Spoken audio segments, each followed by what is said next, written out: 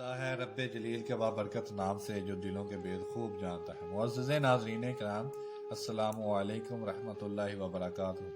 नाज़रीन, मैं हूँ ज़ीशान अली सुल्तानी शहीन ऑफिशियल टीवी के साथ। नाज़रीन, आज मैं आपके सामने जिस मौजू पर गुफ्तगू करने वाला हूँ उसका उन्वान है, क्या अल्लामा मोहम्मद इकबाल शराब पीते थे या नहीं।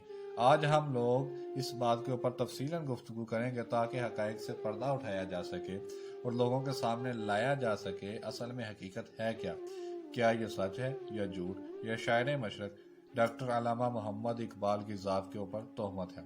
तो आइए हम अपनी वीडियो की तरफ चलते हैं। अल्लामा मोहम्मद इकबाल के मजमूआ कलाम फ़ारसी से रमूज़े बेखुदी के अंदर अल्लामा इकबाल हजूर रहमत लिल आलमीन की शान में कुछ अशार बयान फरमाते हैं।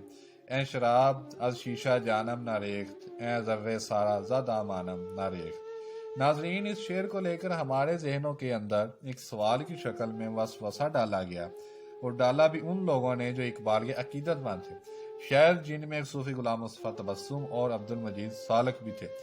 इस शेर को लेकर ये जाहिर करते हैं कि अल्लामा इकबाल ने शायद किसी ज़माने में मैद पी हो और उसके बाद छोड़ दी हो। ये दुरुस्त है कि किसी शायर के मुशाहदात कल्बी वारदात या ज़ाती जज्बात की तर्जमानी बाज़ औक़ात इसके अशार के हवाले से भी की जा सकती है, बशर्त ये कि वो वाक़याती शहादत से मुताबकत रखते हों। मगर वाक़याती शहादत के बरअक्स महज अशार के हवाले से किसी हकीकत को साबित करना सही नताइज तक नहीं पहुंचा सकता। अगर सिर्फ अशार के हवाले से ये साबित करना मकसूद हो कि शायर शराब नोशी से खासा शगफ रखता था, तो इस एतबार से हाफिज और रियाज खैराबादी और दीगर कई शुआरा को भी, जिनकी अमली जिंदगियां सूफियों की जिंदगियों की तरह थी और जिन्होंने कभी शराब को छुआ तक न था, लेकिन जिनके दावैन खराबात के तज़किरे से अटे पड़े हैं, इस लिहाज से इनको मैखोरों के ज़ुमरे में शामिल करना पड़ेगा।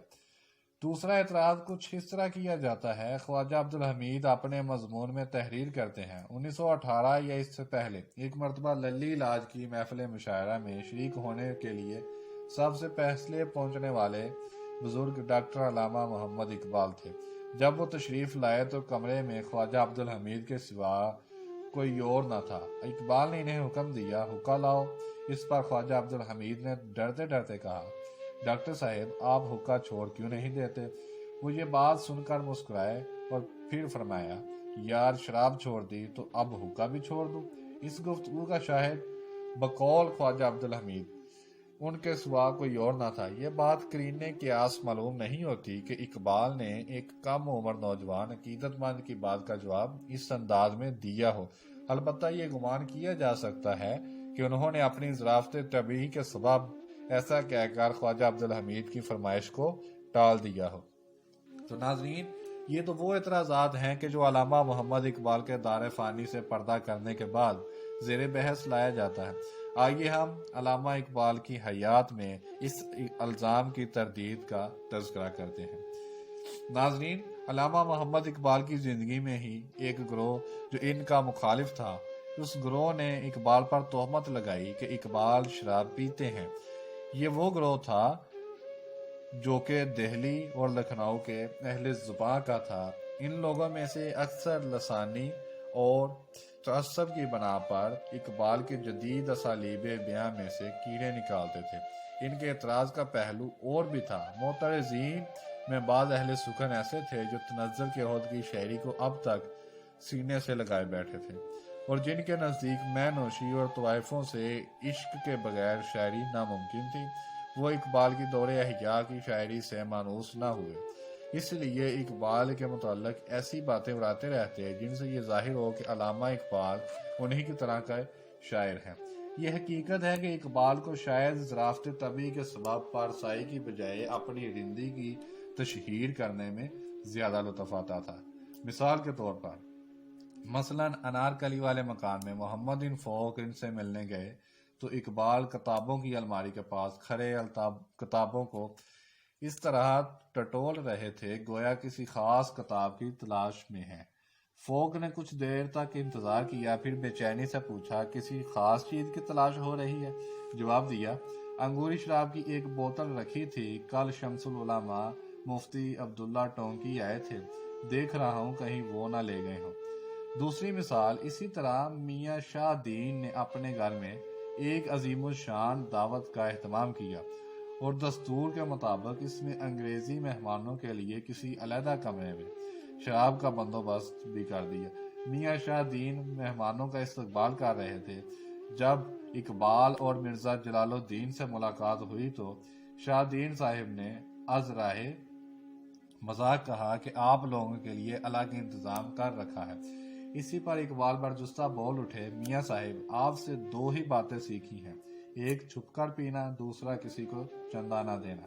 مولانا مودودی نے ایک رسالہ میں لکھا جو کہ علامہ اقبال کی وفات کے بعد جاری ہوا، اس میں لکھا ہے علامہ محمد اقبال تھوڑا مزاح کے طور پر خود کو رندی کہتے تھے جس سے ان کو مزہ آتا تھا، ورنہ اتنے بے عمل نہ تھے۔ صبح قرآن مجید کی تلاوت ان کا خاصا شغف تھا اور بڑی خوش الحانی سے پڑھا کرتے، مگر اخیر زمانے میں طبیعت کی رکت کا یہ حال ہو گیا تھا کہ تلاوت کے دوران میں روتے روتے ہچکیاں بند جاتی تھیں اور مسلسل پڑھ ہی نہ سکتے تھے۔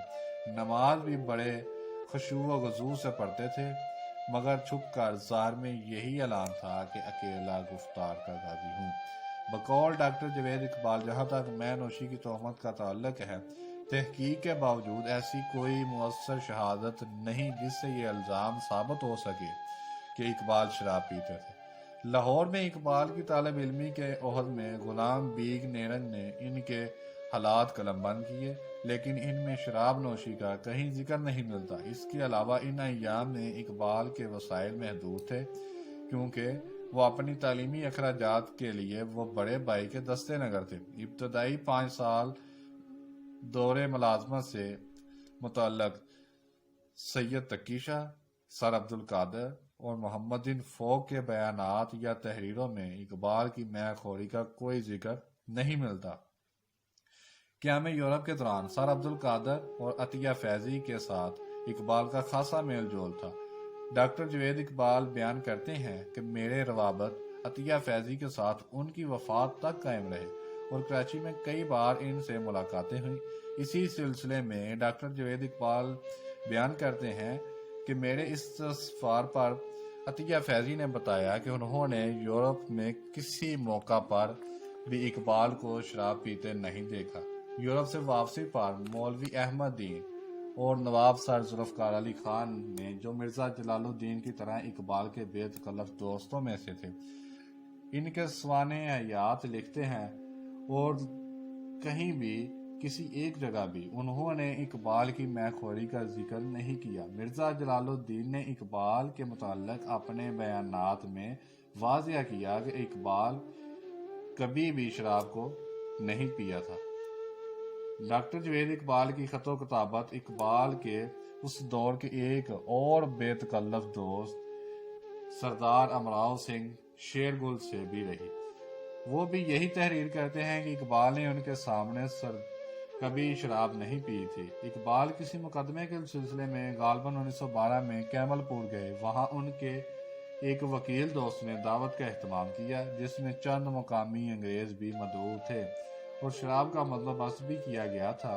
اس دعوت میں 13.5 سالہ شیخ اعجاز احمد، جو کہ برادر زادہ اقبال ہے، وہ خود اس بات کے چشمدید گواہ ہیں، جو ان دنوں میں اپنے والد کے پاس کیمل پور گئے ہوئے تھے اور جنہیں اقبال اپنے ساتھ دعوت میں ساتھ لے گئے تھے۔ ان کے بیان کے مطابق ان کے دوست نے ان کو شراب کا جام پیش کیا اور پینے پر اصرار کیا تو علامہ محمد اقبال نے جواب دیا، جس شے کو میں نے یورپ میں رہتے ہوئے ہاتھ نہیں لگایا، اب میں اسے کیا پیوں گا۔ انارکلی والے مکان یا میکلوڈ روڈ والی کوٹھی میں اقبال کی 2 بھتیجیاں بھی ان کے ساتھ رہتی تھیں، جو یہی جوان ہوئیں۔ ان میں ایک کا حلفیہ بیان ہے کہ اقبال نے ان کے سامنے شراب کبھی چکھی تک نہ تھی، اور ایک ہی گھر میں رہتے ہوئے ان کے مشاہدے یا سننے میں کبھی کوئی ایسا واقعہ نہیں آیا۔ ان باتوں سے انسان کے دل میں یہ وسوسہ آ سکتا ہے کہ شاید علامہ اقبال نے شراب پی ہو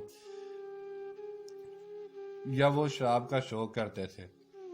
اقبال کے جوان سال عقیدت مندوں میں سے ایک خواجہ عبدالوحید تھے جو اقبال کی یورپ سے واپسی کے فوراً بعد انہیں جانتے تھے اور آخر عمر تک ان کے ارادت مند رہے۔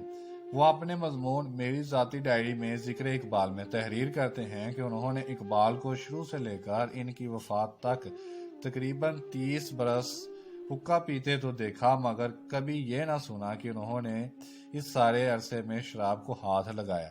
اسی طرح جاوید منزل میں قیام کے دوران ڈاکٹر جاوید اقبال سن تمیز تک پہنچا۔ اقبال کو اس نے کبھی شراب پیتے نہیں دیکھا، بلکہ ڈاکٹر جاوید خود اس سلسلے میں بیان کرتے ہیں، ایک دفعہ علامہ محمد اقبال سے کوئی سکھ ملاقات کی غرض سے آیا۔ علی بخش نے اس کو اقبال کا عقیدت مند سمجھتے ہوئے اقبال تک پہنچا دیا۔ اس وقت اقبال کے پاس ایک عرب قاری صاحب بھی بیٹھے ہوتے تھے جو ان کو قرآن پاک خوش الحانی سے پڑھ کر سناتے تھے۔ اسی دوران وہاں وہ سکھ پہنچا اور کچھ وقت اقبال سے باتیں کرتا رہا، پھر وہاں سے کمرے سے باہر نکل کر برآمدے میں آ بیٹھا اور میز اور کرسی لگا کر علی بخش سے مخاطب ہوا کہ تانگے میں پڑی مجھے ایک بوتل اور گلاس لا دو۔ علی بخش نے حکم کی تعمیل کی اور بوتل اور گلاس اس کو لا کر دیا اور وہاں بیٹھ کر سکھ بے درک شراب پینے لگا۔ 20 یا 25 منٹ کا وقت گزرنے کے بعد علی بخش کو بلوا کر علامہ اقبال نے پوچھا کہ سردار صاحب چلے گئے؟ علی بخش نے جواب دیا، نہیں، وہ تو برآمدے میں بیٹھے شراب پی رہے ہیں۔ اس پر اقبال کا چہرہ غصے سے سرخ ہو گیا۔ بیماری کی حالت میں بنیان اور دھوتی پہنے ہوئے ایک دم بستر سے اٹھے اور باہر نکل پڑے۔ عرب قاری بھی ان کے پیچھے بھاگے۔ اقبال نے آتے ہی سکھ کو گریبان سے پکڑنے کی کوشش کی اور اسی کشمکش میں شراب کی بوتل فرش پر گر کر چکنا چور ہو گئی۔ گھر میں شور سن کر ڈاکٹر جاوید اقبال بھی دوڑتے ہوئے موقع پر پہنچے۔ اقبال کو انتہائی غصے میں دیکھ کر سکھ وہاں سے بھاگ نکلا اور تانگے میں سوار ہو کر رفو چکر ہو گیا، لیکن اقبال غصے سے کانپ رہے تھے اور عرب قاری صاحب نے انہیں تھام رکھا تھا۔ جاوید اقبال لکھتے ہیں کہ اقبال کو پہلی دفعہ علی بخش پر اتنا غصے ہوتے ہوئے دیکھا۔ برآمدے کے فرش کو اسی وقت دھلوایا گیا اور اقبال نے 2-3 روز تک علی بخش سے بات تک نہ کی، بلکہ اسے ان کے سامنے آنے کی بھی اجازت نہ دی۔ بالآخر چودھری محمد حسین کی کوششوں سے انہیں معافی ملی۔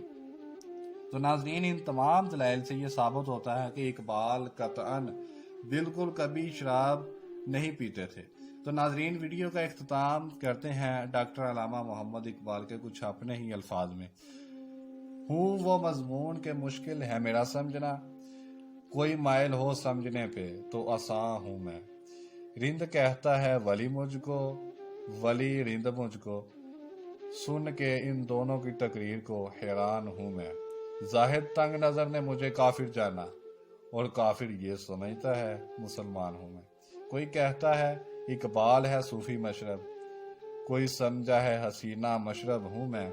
ہوں ایاں سب پہ مگر پھر بھی اتنی باتیں، کیا غضب آئے نگاہوں سے جو پنہاں ہوں میں۔